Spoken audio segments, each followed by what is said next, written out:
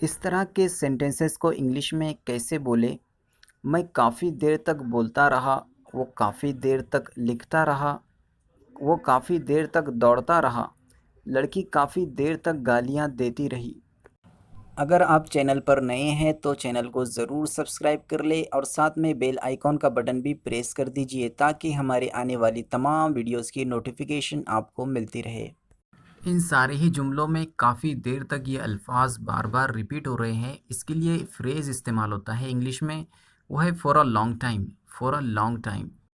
میں کافی دیر تک بولتا رہا، I kept speaking for a long time, I kept speaking for a long time. آپ کہیں گے یہاں پر کیپٹ کا استعمال کیوں ہوا، کیونکہ یہ جملہ ہی ہمارا پاسٹ ٹینس کا ہے اور کیپٹ جو ہے وہ کیپ کا سیکنڈ فارم ہے جو کہ پاسٹ ٹینس کے لیے استعمال ہوتا ہے، اور اسپیکنگ میں آئی این جی اس لیے استعمال ہوا ہے کیونکہ یہ سینٹینس پاسٹ کنٹینیوس ٹینس کا ہے، اور جب بھی کنٹینیوس ٹینس چاہے وہ فیوچر کنٹینیوس ٹینس ہو، پریزنٹ کنٹینیوس ٹینس ہو یا پاسٹ کنٹینیوس ٹینس ہو، اس کے ورب میں آئی این جی کا استعمال ہوتا ہے۔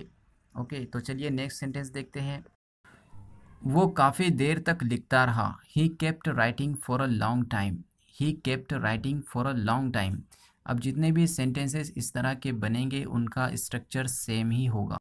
وہ کافی دیر تک دوڑتا رہا، he kept running for a long time, he kept running for a long time.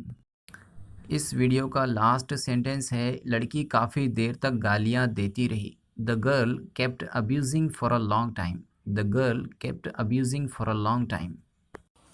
آخر میں آپ لوگوں کے لیے ایک سینٹینس ہے، اس کا آنسر مجھے آپ کمنٹ باکس میں ضرور دیجئے۔